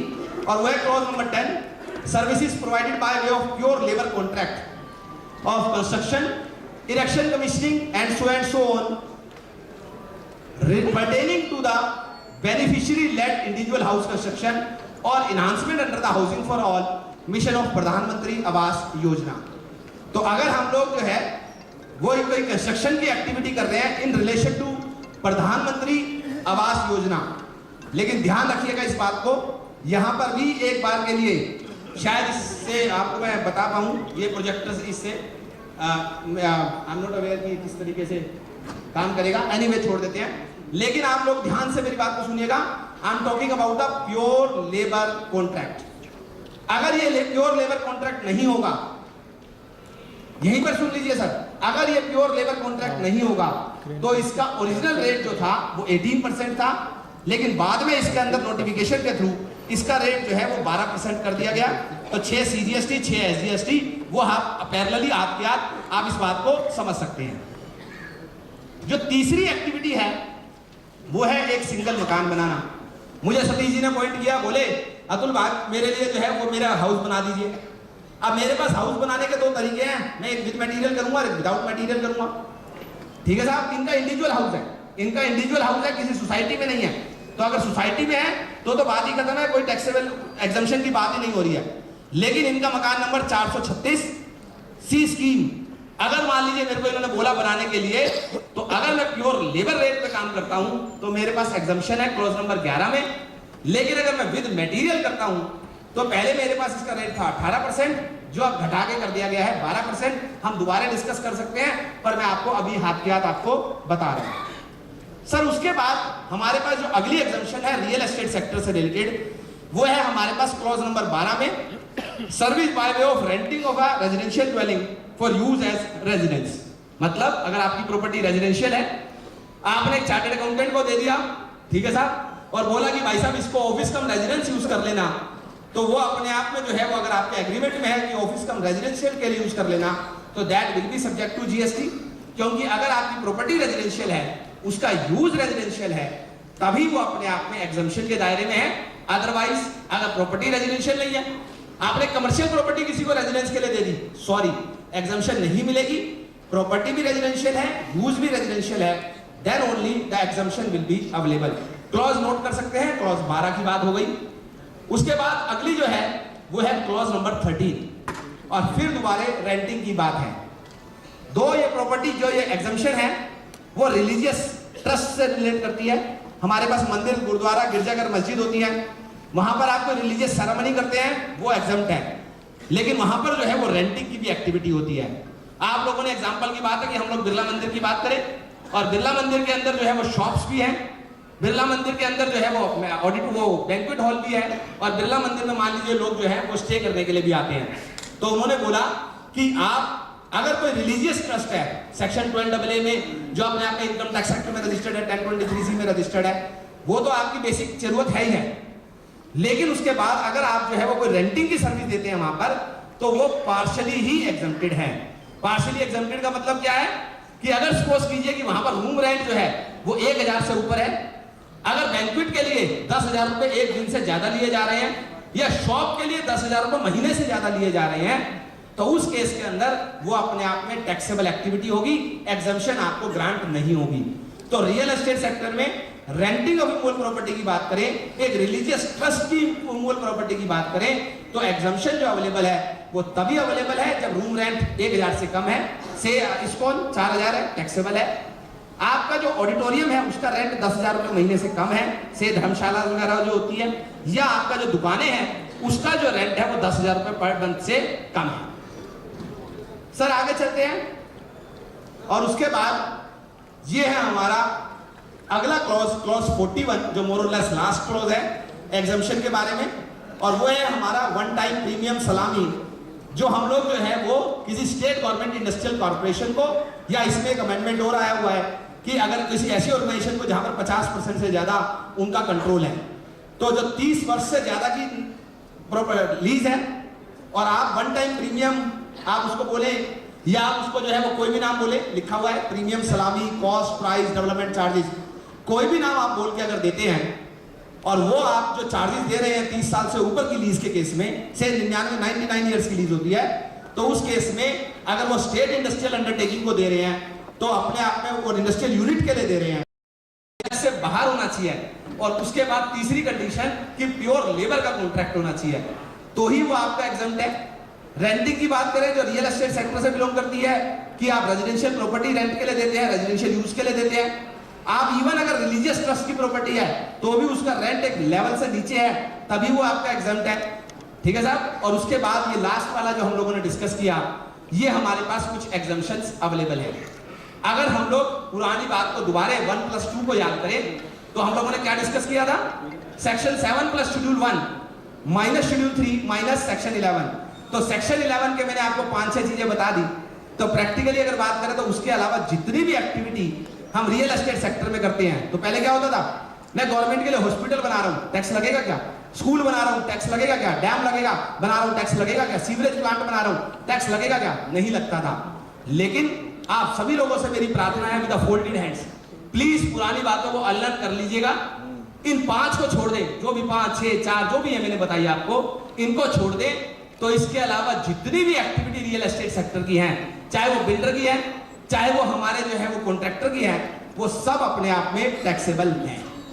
हाँ सर, गवर्नमेंट की पाइपलाइन रिपेयरिंग का काम है प्योरली लेबर का, हाँ जी, इसमें आर्टिकल 243 जी, अगर सर वो हमारे प्योर लेबर का काम है और आर्टिकल 243W के तहत आप सेंट्रल गवर्नमेंट को दे रहे हैं, वो अगर पाइपलाइन से पाइप सर्व देना उनका काम है, then it will be not be taxable. Water लिखा हुआ है, लेकिन अपन ड्रिंकिंग वाटर लिखा हुआ है उसमें, हाँ, आर्टिकल 243 हाँ जी GW में। हाँ, तो अगर ड्रिंकिंग वाटर की पाइपलाइन है तो ठीक है सर, अगर सीवरेज की पाइपलाइन है तो टैक्सेबल है सर। ड्रिंकिंग की पाइपलाइन को रिपेयर करें तो एग्जम्पशन मिलेगा, तो आपको एग्जम्पशन मिल जाएगी सर।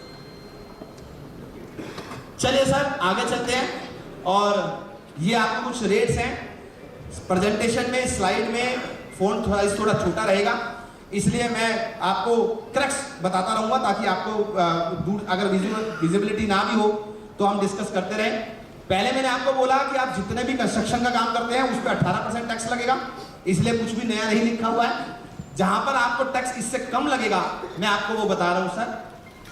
आप जो है वो अगर सपोज कीजिए हिस्टोरिकल मॉन्यूमेंट बना रहे हैं, central government, state government, governmental authority के लिए, और आप हिस्टोरिकल मॉन्यूमेंट बना रहे हैं, ध्यान से मेरी बात को सुनिएगा, कहीं पर एग्जम्पशन, अभी मैं इस पे एक और हम लोग डिस्कस करेंगे, थोड़ा सा अध्ययन करेंगे इस बात पे।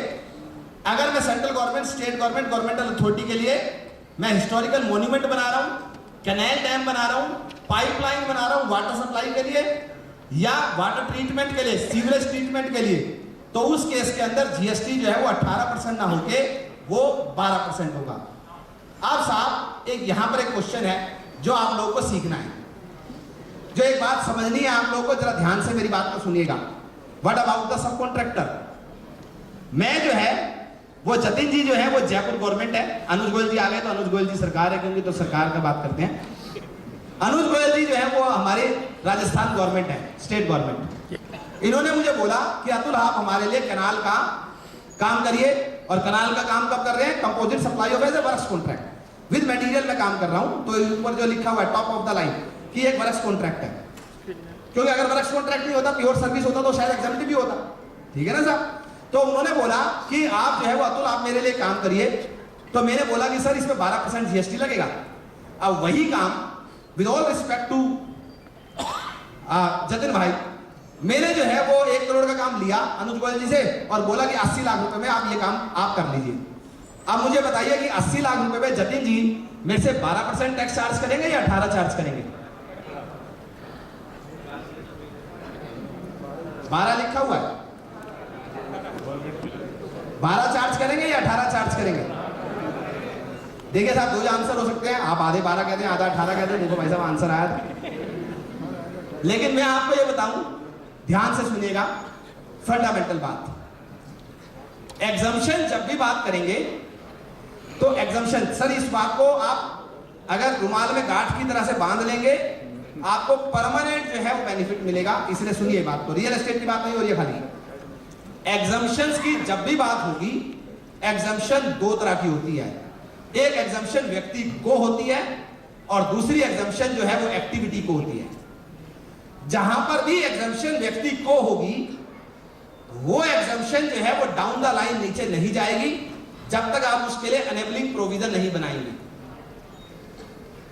एग्जाम्पल की बात करते हैं, पुराने सर्विस टैक्स लॉ को याद करते हैं।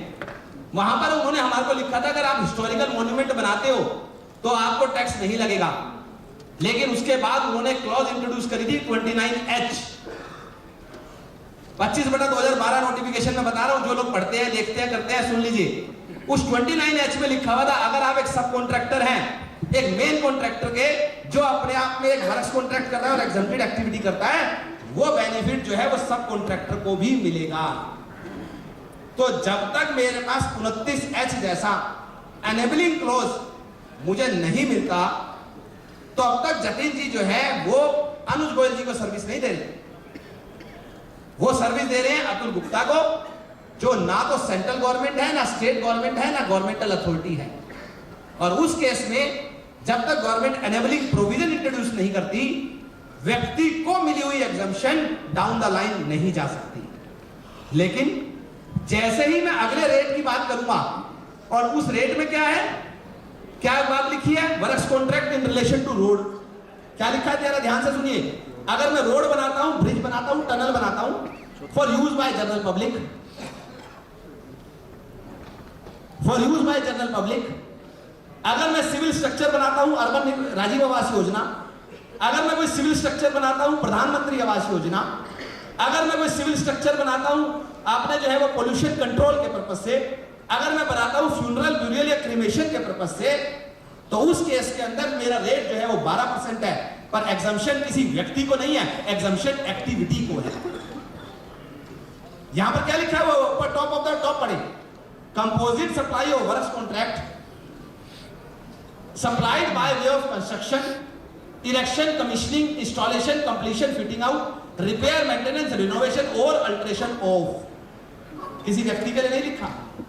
अगर वो रोड जनरल पब्लिक के यूज की है, अगर वो प्रधानमंत्री आवास योजना की कंस्ट्रक्शन है, अगर वो सीवरेज ट्रीटमेंट प्लांट है, अगर वो जो है वो आपका जो है वो स्ट्रक्चर मेंट फॉर फ्यूनरल है, तो वो आपकी एक्टिविटी एग्जम्प्ट है। और जब एक्टिविटी एग्जम्प्ट होती है या एक्टिविटी का रेट 12% होता है, तो उस केस के अंदर वो ही कॉन्ट्रैक्ट अगर सब कॉन्ट्रैक्ट भी किया जाए तो वो बेनिफिट जो है वो सब कॉन्ट्रैक्टर को भी मिलेगा और वो भी 12% के हिसाब से ही टैक्स चार्ज करेगा। क्लियर है सर सभी को? क्लियर है सर सभी को? ऊपर भी? चलिए सर, वेरी गुड सर। तो अब हम लोग जो डिस्कस कर रहे थे कि हम लोगों ने पहले बोला कि नॉर्मल रेट जो है वो 18% है, और उसके बाद मैंने आपको बताया कि कुछ चीजें में चेंज आया। समय के साथ गवर्नमेंट ने सीखा समझा कि ये अल्टीमेटली क्या हो रहा है कि कई जगह पर तो ऐसा है कि गवर्नमेंट के एक चिट्ठी से टैक्स जा रहा है। मैं मिनिस्ट्री ऑफ फाइनेंस के, मिनिस्ट्री ऑफ रेलवे के लिए मैं जो है वो कंस्ट्रक्शन का काम कर रहा हूँ, 18% चार्ज कर रहा हूँ और मिनिस्ट्री ऑफ फाइनेंस को जमा करा रहा हूँ। ठीक है साहब, कई जगह पे मेरे को बहुत ज्यादा जो है वो कास्केडिंग आ रहा था, तो उन्होंने इस वजह से, क्योंकि क्रेडिट नहीं मिलता, तो इसलिए उन्होंने हमारे रेट को जो है वो 18 से घटा के, पिछले में मैंने आपको बताया गवर्नमेंट के कामों को 12% दिया गया, लेकिन लिमिटेड कामों को, हर एक काम को नहीं साहब। ये नहीं आप सोचे कि भाई हर एक काम को किया गया। हिस्टोरिकल मॉन्यूमेंट, कैनाल और सीवरेज पाइपलाइन और पाइपलाइंस, फिर उसके बाद पब्लिक के काम मतलब आप किसी के लिए भी काम कर रहे हैं, गवर्नमेंट के लिए कर रहे हैं या नहीं कर रहे, उनका रेट भी 12 हुआ। उसके बाद अगला रेलवे एक्सक्लूडिंग मोनोरेल मेट्रो, तो आपका जो है वो आपका रेट कम हुआ। सिंगल रेजिडेंशियल यूनिट मैंने बोला था सभी जी को कि 12% रेट हो गया 18 से। उसके बाद लो कॉस्ट हाउसेस 60 मीटर तक के मकान बना रहे हैं। पोस्ट हार्वेस्ट स्टोरेज, ऊपर से भी भाई साहब कुछ आप लोगों ने लगाया होगा। मेरी आवाज हो रही है? अच्छा, तो थोड़ा मैं दूर रहता हूँ इससे। कोई बात नहीं, कोई बात नहीं। पोस्ट हार्वेस्ट स्टोरेज का काम कर रहे हैं, उनके ऊपर रेट जो है वो 12% हो गया आपका। उसके बाद ये इंपॉर्टेंट है सर, आप सभी लोग इसको नोट कर लें। गवर्नमेंट की जनरल बिल्डिंग की बात हो रही है कि अगर गवर्नमेंट की कोई भी बिल्डिंग बना रहे हैं, जैसे एग्जांपल आपने सचिवालय बनाया, तो पहले वो हमारे पास सर्विस टैक्स में एग्जम्प्ट होता था। अब उन्होंने बोला कि अगर कोई ऐसी बिल्डिंग बना रहे हैं जिसका यूज कॉमर्स के लिए नहीं है, इंडस्ट्री के लिए नहीं है, बिजनेस प्रोफेशन के लिए नहीं है, आप कोई स्कूल बना रहे हैं, हॉस्पिटल बना रहे हैं, या कोई आर्ट एंड कल्चरल की स्टैब्लिशमेंट बना रहे हैं, या गवर्नमेंट के फ्लैट्स बनाते हैं, इन सब के ऊपर भी जो है वो रेट घटा के 18 से 12% कर दिया गया है। तो आप लोगों को अभी तक हम लोगों ने बार बार रिपीट कर रहा हूं जिससे थोड़ा याद हो जाए, हम लोगों ने बात करी कि हम लोग गवर्नमेंट के हिस्टोरिकल मॉन्यूमेंट बना रहे हैं, पाइपलाइन बनाते हैं, ठीक है साहब, उसका रेट 12 हो गया। हम लोगों ने जो है वो गवर्नमेंट के लिए नॉन कमर्शियल बिल्डिंग बना रहे हैं, उसका रेट जो है वो 12% हो गया। हम गवर्नमेंट के लिए हॉस्पिटल स्कूल्स बनाते हैं, उसका रेट 12 हो गया। लेकिन गवर्नमेंट के नहीं होने के बावजूद भी अगर हम रोड का काम करते हैं, रेलवे का काम करते हैं, ठीक है साहब, तो उसका रेट भी जो है वो 18 से घटा के 12% कर दिया गया है। उसके बाद हमारे इसी तरह की कुछ और एग्जम्पशन है। मैं आपका समय कीमती है तो इसलिए मैं वो नहीं कर रहा, लेकिन आप चाहें तो प्रेजेंटेशन आप लोगों के पास अवेलेबल रहेगी, हम डिस्कस करते रहेंगे। चलिए सर, अब एक इंटरेस्टिंग टॉपिक करते हैं और वो है रियल एस्टेट सेक्टर का इनपुट टैक्स क्रेडिट। तैयार है सर आप लोग? हमारे पास करीबन एग्जैक्टली 1 आवर का टाइम है। हम लोगों ने करीबन पिछले 60 मिनट्स में अपने 3 टॉपिक कवर कर लिए, general taxability, real estate sector की टैक्सेबिलिटी और rate under real estate sector. अभी जो है ये इंपॉर्टेंट टॉपिक है, तो करीबन ये 40-45 मिनट लेगा और उसके बाद हम लोग जो भी समय बचेगा तो एंटी प्रॉफिटिंग करेंगे और उसके बाद आपके कोई क्वेश्चंस हैं तो वो ले सकते हैं। चलिए आगे चलें sir.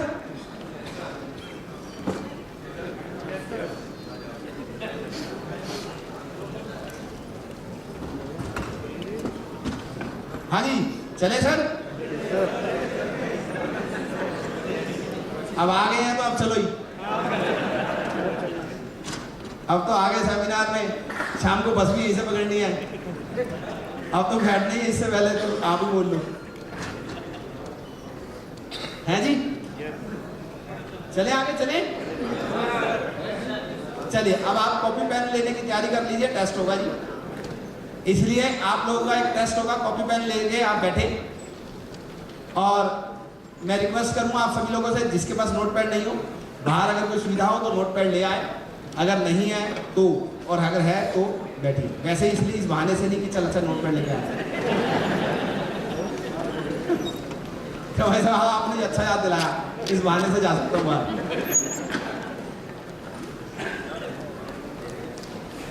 Sir input tax credit की बात करते हैं, जरा सीरियस टॉपिक है और मैं रिक्वेस्ट करूंगा कि जब मैं टेस्ट लूंगा तो जतिन जी इसका, और हमारे जो लोग इनडायरेक्ट टैक्सेस में डील करते हैं, जो भी आप लोग मतलब सभी करते हैं, लेकिन जिन्होंने 2 बार पढ़ लिया वो आंसर नहीं दे टेस्ट का, अपने अंदर ही रखे, चेक कर ले, वो भी चेक कर ले कि एक बार के लिए हम लोग जो है वो कितना हमें याद है सब कुछ। और बाकी सब लोगों से चाहूंगा कि आप आंसर दें।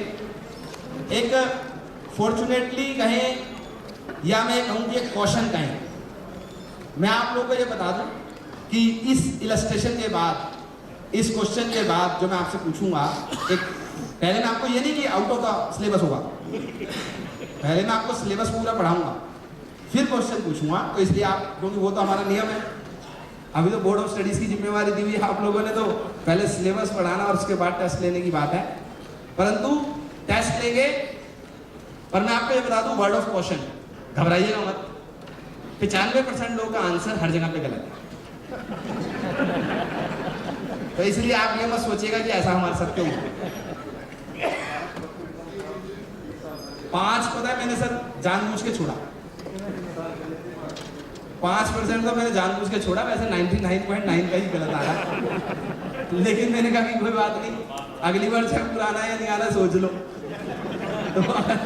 तो इसलिए जो है उसको बना के रखने के लिए मैंने ऐसे बोला। नहीं सर, ऐसा थोड़ी है सर, आप 5 रिटर्न भर चुके हो सर, आप 5 GSTR की रिटर्न भर चुके, तो एक बार के लिए चेक तो होगी, रिटर्न सही भी भरी, क्योंकि मैडम बैठे हुए थे, तो मैंने जो है वो जो आए हुए थे, मैंने इसलिए ऐसे बोला थोड़ा थोड़ा। अभी तो मैं सब कुछ अच्छे से बोलूंगा कि ये रिटर्न सब गलत जा रही है, जितनी भी जा रही है। तो अभी तो मैंने बोला हमारी ड्यूटी है चेक करना, अब मैं बता रहा हूँ आपको गलत जा रही है।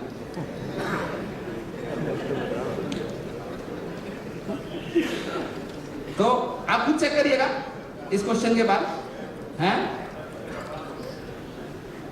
हाँ, अभी हम जो है जो चेक करते हैं, चलिए पहले पढ़ते हैं, पहले सिलेबस पढ़ते हैं, फिर चेक करेंगे। सर जो है मेरे पास, मैंने जो है वो GST के अंदर इनपुट टैक्स क्रेडिट की बात करते हैं, तो मेरे पास 2 सेक्शन है। सेक्शन 16 जो एलिजिबिलिटी की बात करता है कि मुझे क्रेडिट जो है वो मैं एलिजिबल भी हूं या नहीं हूं क्रेडिट के लिए, किस कंडीशन में मैं एलिजिबल हूंगा, तो कंडीशंस है।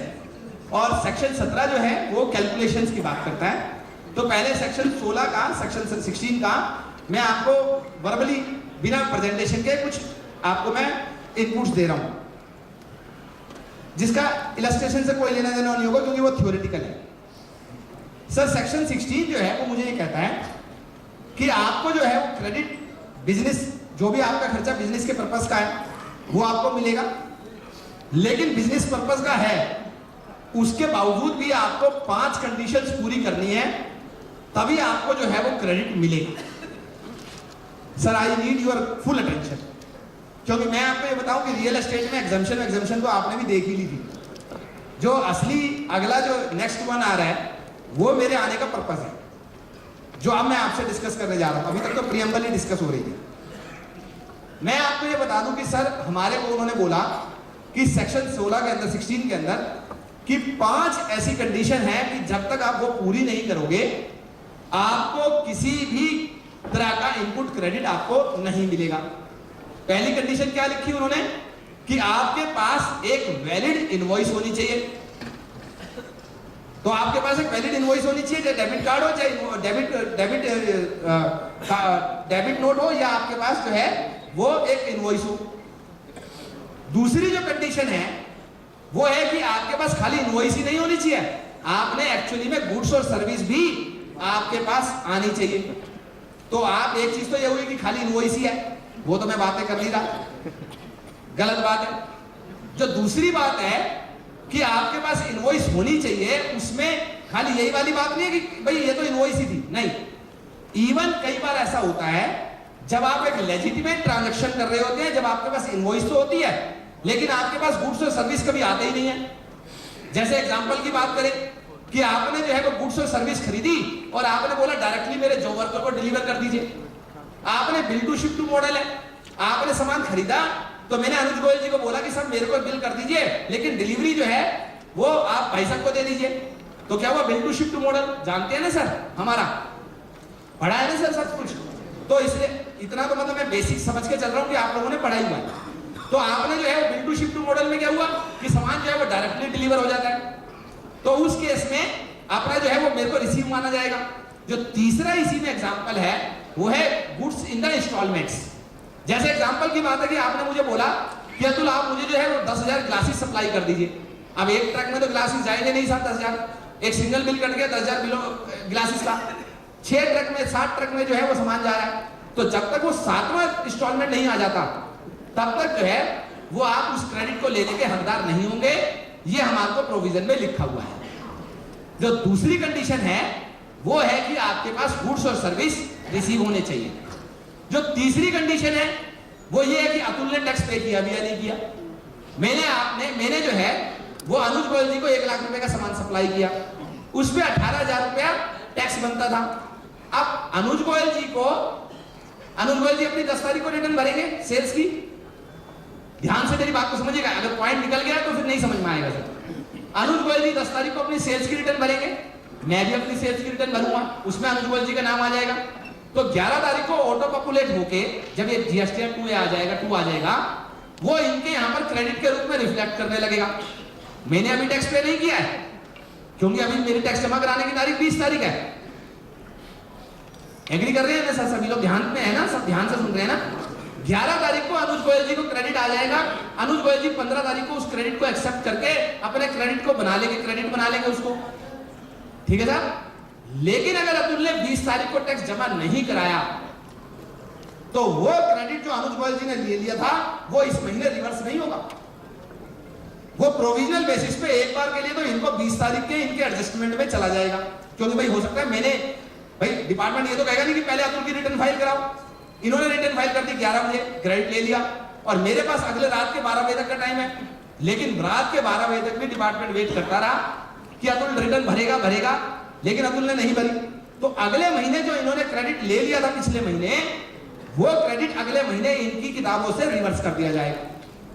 तो क्या इंपॉर्टेंट है कि अतुल गुप्ता जिसने 1 लाख रुपए का बिल अनुज जी को दिया, कंडीशन क्या है सेक्शन 16 में, वो 18,000 रुपया अतुल ने अगर जमा नहीं कराया तो अनुज गोयल जी को एक बार प्रोविजनल क्रेडिट मिलने के बाद अगले महीने वो इनकी आउटपुट लायबिलिटी में जोड़ दिया जाएगा, वो क्रेडिट इनसे ले लिया जाएगा। इसमें इंटरेस्टिंग बात एक और है, अतुल गुप्ता ने 1 लाख रुपए का बिल जो है वो एक ही व्यक्ति को नहीं दिया था, आप जैसे जैसे 100 लोगों को दिया था। मेरी टोटल लायबिलिटी 18 लाख की थी, मैंने बहुत मेहनत करी, पर शाम तक पैसे इकट्ठे नहीं हो पाए, 17 लाख हो पाए। मैं इसलिए जो है वो 1 लाख शॉर्ट होने की वजह से मैं अपनी जीएसटीआर 3 जो है वो 20 तारीख को भर नहीं पाया। तो फीफो मेथड से 95 लोगों को क्रेडिट नहीं मिलेगा। कभी सोचो भाई साहब, पहले 95 वाले जो है वो तो आ जाओ, बाकी 5 वाले भाई साहब वापिस कर दो, तो सभी लोगों का क्रेडिट जो है वो रिवर्स हो जाएगा। समझ गए सर मेरी बात को? तो इसलिए जो तीसरी कंडीशन है वो ये कि अतुल गुप्ता ने टैक्स जमा कराया या नहीं कराया। फोर्थ कंडीशन क्या है, अनुज गोयल जी ने अपनी जीएसटीआर जो है 3 जो सेक्शन 39 में इन्होंने रिटर्न भरनी है 20 तारीख को, वो भरी या नहीं भरी? भाई वो तो आप ही की ड्यूटी है, रिटर्न भरोगे तो ही क्रेडिट मिलेगा, ठीक है साहब। इन चारों कंडीशन में जो हमारे लॉ में लिखी गई है विदाउट प्रोविजो, सुनते रहिएगा बात को, विदाउट प्रोविजो, उसमें कभी भी इन्होंने मुझे पेमेंट दिया नहीं दी ये डिस्कस नहीं हुआ। पहले में क्या हुआ, इनके पास मिला या नहीं, दूसरा हुआ कि गुड्स और सर्विस मिली या नहीं मिली, तीसरा अतुल गुप्ता ने टैक्स जमा कराया नहीं कराया, इन्होंने रिटर्न फाइल करी नहीं करी।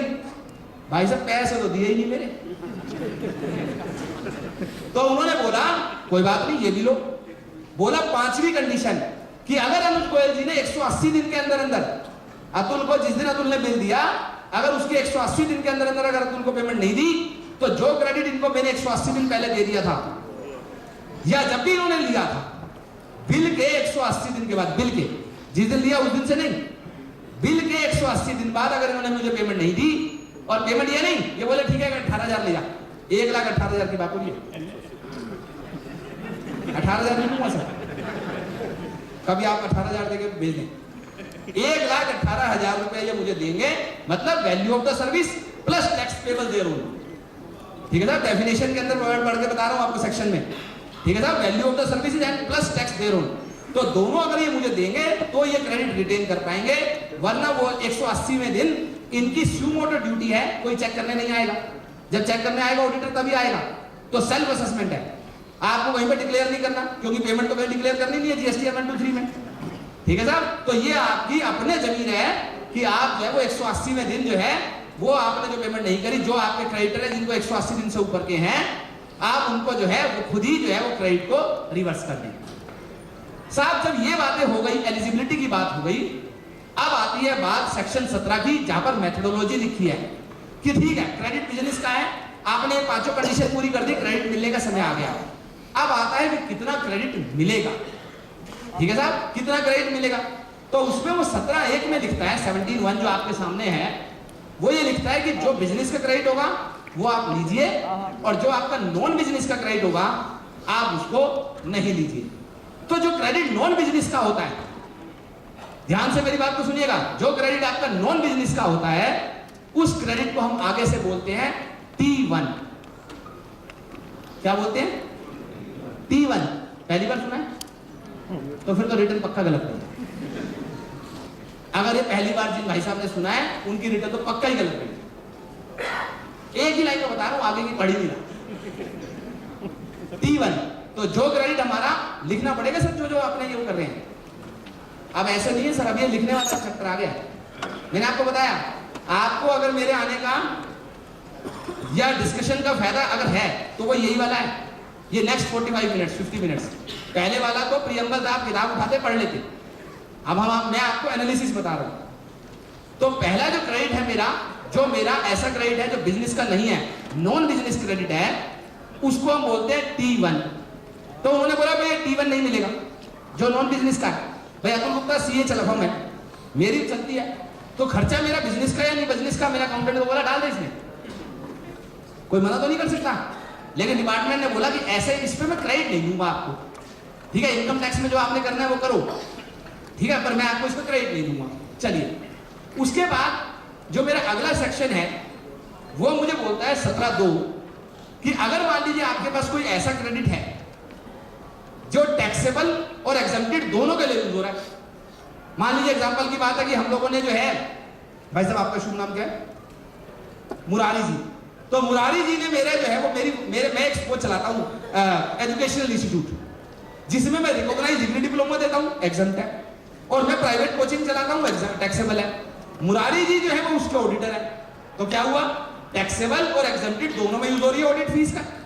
तो उस केस में उन्होंने बोला कि जैसे आपको सेक्शन रूल 63 में सर्विस टैक्स का रूल 63 था, याद है, टैक्सेबल और एग्जम्प्टेड के रेशो में, तो जीएसटी उन्हीं को ज्यादा समझ में आएगा जिन्होंने थोड़ा थोड़ा पुराना इनडायरेक्ट टैक्स पढ़ा है, या आपको शुरू से पढ़ लेना चाहिए। तो उसमें उन्होंने बोला कि आपको प्रोपोर्शनेट क्रेडिट मिलेगा in the turnover over taxable versus total turnover. Simple भाषा में बात कर रहे हैं, लेमन भाषा में बात कर रहे हैं, ठीक है। रेशो में तो कुछ उल्टा लिखा होता है, रिवर्सल करना पड़ेगा, ई ओब्लिग एफ और वो सब, तो उतना क्रेडिट मिलेगा। साहब जब ये बात हो रही थी कि क्रेडिट जो है वो उतना मिलेगा जितना टैक्सेबल और एग्जम्प्टेड का रेशो है, उसमें उन्होंने एक और बात कही। ये एग्जम्प्टेड की डेफिनेशन क्या है? तो उन्होंने जब एग्जम्प्टेड की डेफिनेशन की बात करी तो उन्होंने हमारे को 17(3) दिया और बोला, एग्जम्प्टेड की डेफिनेशन पढ़ी है सभी लोगों ने सेक्शन 2 में, क्या है? 3 तरह की एक्टिविटी, जो नॉन टैक्सेबल है, जो निल रेटेड है जैसे मिल्क, और जो एग्जम्प्टेड है, नोटिफिकेशन नंबर 12/2017। 3 तरह की एक्टिविटी है जो एग्जम्प्टेड है। कहने लगा इस कैलकुलेशन के लिए ये भी एग्जम्प्टेड है। कौन कौन सी एग्जम्प्टेड है? पहली वो एक्टिविटी जिसमें 100% रिवर्स चार्ज है। अतुल गुप्ता एडवोकेट है, मैंने आपको 1 लाख का बिल दिया, 18,000 रुपया आपने जीएसटी जमा कराया, अब ये 1 लाख रुपया मेरे लिए एग्जम्प्टेड है, मेरे लिए, आपके लिए नहीं। आपने टैक्स पे किया 18,000 रुपये, आपको तो क्रेडिट मिल जाएगा, पर मेरे लिए वो एग्जम्प्टेड है। दूसरी, आप अगर सिक्योरिटीज में डील करते हो तो, ठीक है सर, अगर आप सिक्योरिटीज में डील करते हो तो जो शेयर्स में डील करते हैं, तो जो आपका शेयर्स में डील करते हो तो वो आपकी एक्टिविटी जो है ट्रांजैक्शन इन सिक्योरिटीज, ये आपकी एग्जम्प्टेड है। यहां पर पेपर लीक कर देता हूं क्योंकि ये क्वेश्चन आपसे पूछूंगा नहीं, टाइम नहीं है। आपने 200 करोड़ के शेयर सेल किए और 195 करोड़ के परचेज किए, 5 करोड़ का प्रॉफिट आया, एग्जम्प्टेड टर्नओवर कितनी है? हाँ जी, 5 करोड़, 200 करोड़, और या कोई और आंसर? ना 200, ना 5, ना 195, 1% ऑफ द 200। नोट कर लीजिए, काम आएगी। 1% ऑफ द सेल वैल्यू, तो 200 का 1%, 2 करोड़ आपकी एग्जम्प्ट मानी जाएगी। सर 5 की 5 करोड़ एग्जम्प्ट है, मेरी कैलकुलेशन के पर्पस के लिए कितने टर्नओवर जो है वो एग्जम्प्टेड मानी जाएगी रेशो निकालने के लिए, ठीक है सर। आज नहीं उलझा रहा क्योंकि रियल एस्टेट सेक्टर में हूं, तो इसलिए वो आपको अभी डिस्कस नहीं कर रहा है, उसके लिए भी केस स्टडीज है, पर फिलहाल नहीं डिस्कस कर रहे। तीसरा जो है वो हमारा है सेल ऑफ लैंड। क्या कहता है? ट्रांजैक्शन इन सिक्योरिटी के बाद sale of land and subject to clause 5 of B of the paragraph 5 of schedule 2 sale of building. तो कौन सी कहता है कि जहां पर आपने कंप्लीशन सर्टिफिकेट मिलने के बाद आपने जो है वो बिल्डिंग सेल कर दी जिसपे आपने जीएसटी पे नहीं किया, तो वो आपकी एग्जम्प्टेड में मानी जाएगी। ध्यान से समझ में आ गया? मैं एक बिल्डर हूं, मैंने 400 करोड़ का सेल किया प्रॉपर्टीज, कस्टमर को बिफोर कंप्लीशन टैक्सेबल है, फुल क्रेडिट मिलेगा, पर 100 करोड़ की प्रॉपर्टी मैंने कंप्लीशन सर्टिफिकेट आने के बाद सेल करी, तो वो कहता है वो एग्जम्प्टेड मानी जाएगी, कोई इसमें दिक्कत नहीं बात है, क्योंकि आपको मटेरियल और labour, I welcome Mukesh Kushwaha ji, तो उसमें जो है वो आपने ले लिया। अब साहब आगे चलते हैं और अगला डिस्कस करते हैं, और अगला है हमारा बैंकिंग के लिए। अब आने वाला हूं सर, ध्यान से, बस 17/4 17/5 के बाद टेस्ट होगा, तो इसलिए सावधान। रियल एस्टेट के अंदर सर आ रहा हूं सब आ रहा हूं, चिंता ना करो, आप यहीं पे हो, पहले एक बार पूरा समझ लीजिए। 17/4 में वो बोलता है बैंक्स के लिए समझ लीजिए नियम क्या है। दो हमारा टॉपिक आज आईटीसी नहीं है, पर जब डिस्कस कर रहे हैं तो छोटी छोटी बातें बीच में छोड़ना अच्छी बात नहीं है, इसलिए हल्का हल्का सा बताता जा रहा हूं कि बैंक के लिए हमारे को पहले बोला गया था सर्विस टैक्स में 50% क्रेडिट मिलेगा और 50 नहीं मिलेगा। मतलब बैंक अगर इन रेशो में जाना चाहता है, टैक्सेबल एग्जम्प्टेड रेशो खेलना चाहता है, खेले, नहीं खेलना चाहता, 1 लाख का क्रेडिट है, 50,000 लो, 50,000 विड्रॉ कर दो, खत्म कर दो, बात खत्म।